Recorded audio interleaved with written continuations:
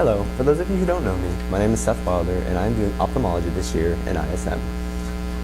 What is ophthalmology? Ophthalmology is basically the study of the eye, and I've gotten a lot of said, why would you study the eye in ophthalmology? And I've said to them back, I think the eye is the coolest thing ever, and they've said back, the eye is disgusting. What are you talking about? It's the creepiest thing, a part of the body. And I'm like, I can think of a couple things that are a little creepier than that. But I think the eye is honestly one of the coolest things you can study because it is what allows you the ability of sight. And what is better than the ability of sight? I can't think of many things that are better than the ability to see you, to see Coach Goff, to see Isabella, Ethan, all these people. And also, ophthalmology is one of the few things that actually intrigues me. And it's a very easy thing to understand. I mean, there's a lot of individual parts that allow you to see, but it's very interesting. All the diseases that are with it, they are very intriguing to me. Now, part of the reason that it intrigues me is that, I don't know why, certain things intrigue me that are weird. The eye is very cool. It reminds me of Jello.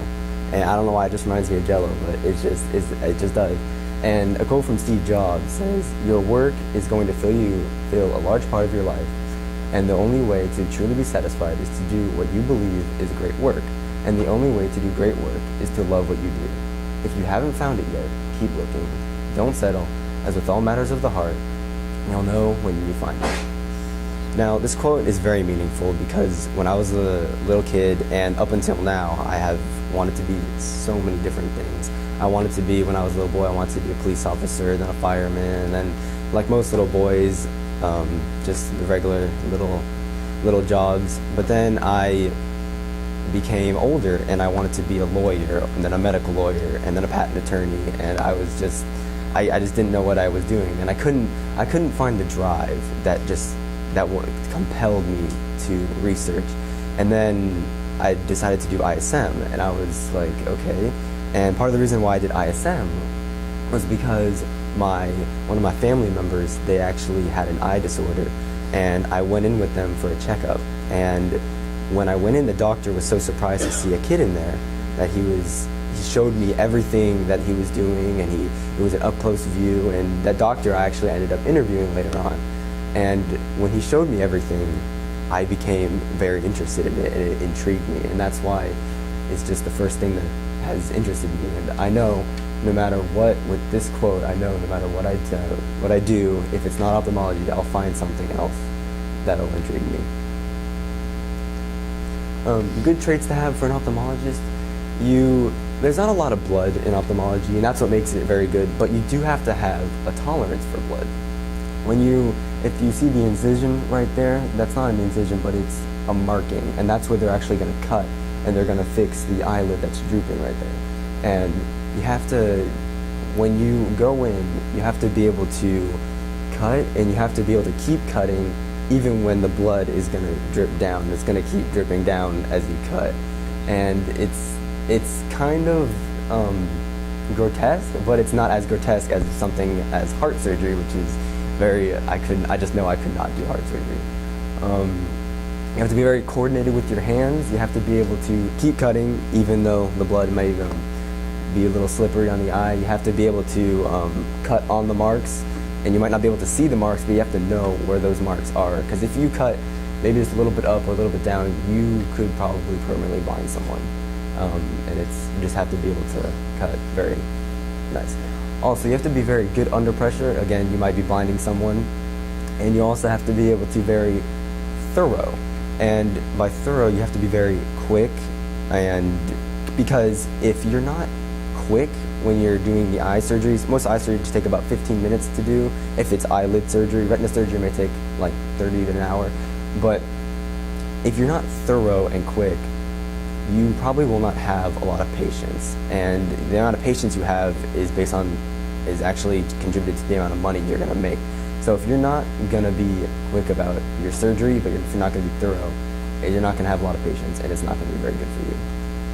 You also have to like people, and you have to have a want to help them.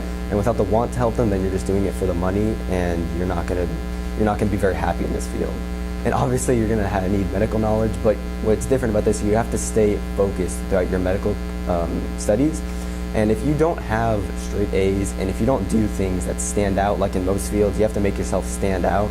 And if you don't do those things, then you are probably not going to be able to be hired very quickly, and it's going to be a lot harder to find a job. You have to be very calm, again, under pressure, calm. You have to know what you're doing. You also have to make people, or have the ability to keep people calm.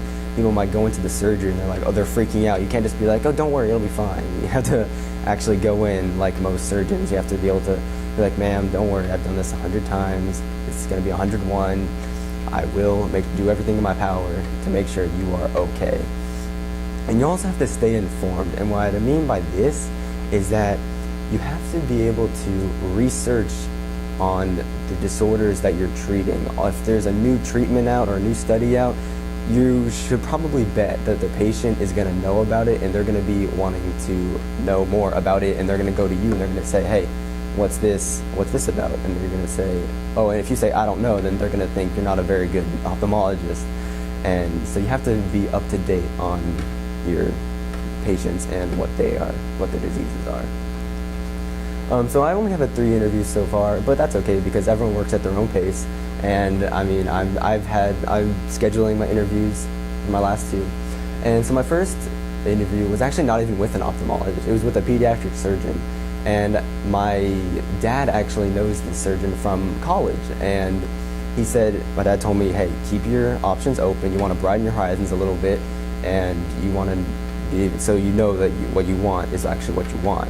And so I went into interview with Dr. Jose Iglesias, and he was very informative. He's a very nice guy, very down to earth, talks very calm, collected, and he's one of the nicest people I think I've ever met. And even though I've known him since a little boy, he treated me like a professional, and it was one of the most informative interviews about pediatric surgery. He does everything from the throat down, helping kids with cancer, treating kids with cancer, and he just loves helping people, and he inspired me to be a very helpful doctor. And he told me, if you don't like to help people, this is not the right field for you. Same thing with Dr. Mark Mazow, except the special thing about Mark Mazow is that my second interview going in, and I emailed Dr. Mazow. He responded within an hour, and he told me, why don't you just come and watch a surgery? And I was like, yes, sir. Okay, I jumped at the opportunity. Yes, sir. I'll definitely go and watch your surgery. And it was an eyelid surgery, just like I described. And when I got in, I was watching the end of a surgery first, and I was like, whoa, what is this? But then not even 10 seconds later, I was like, okay, this is very interesting, and I love this. This is awesome. And I watched 3 other surgeries after that, and it opened my eyes so much that not only can I tolerate blood and can I tolerate the surgery part of surgery, I actually really like it. I want to see and I want to do more of it. Dr. Maurice Sirkin, he's the gentleman that my relative went in to talk to, and that I've been going to see him with my relative every year. And the interview was at his house, and he has a very, very nice house. And he told me, he said, Seth, you have to love this field. If you don't love this field, you will not be good in this field. And he said, I did not originally want to be an ophthalmologist. He went to school, like most ophthalmologists, like Dr. Mazow too, they went to school wanting to be either a general surgeon or something else. And they went in and they saw or Dr. Mazow went in one day, he was watching his father do surgery, and he did not like the fact that you have to, or after surgery, the patient's all like, and they can't move, and they're like not happy, and they're all grumpy. And then he went in and watched an eye surgery that was right across the hall, and right after, it was instant gratification. They went up and they shook the doctor's hand, and they were like, thank you very much. And that's what he loved about it, and that's what he inspired him to want to do eye surgery. And I think that's also what inspires me, because I would love to fix someone, and then right after they'd be like, thank you very much. I love your work. I love you. Thank you very much. Be invited to all the family get-togethers because you saved their eyesight, which is very important for most careers too. So you might have not just saved them, you might have saved their job and their family. everyone associated with them. This is a video, I don't think you guys want to see it, but it's basically that. It's eyelid surgery. They're cutting off the skin, and they're just gonna, they make 2 incisions, or they cut down that line, and they come back and cut down this line. And then they're gonna peel from right here, they're gonna peel, and they're gonna lift it all the way up.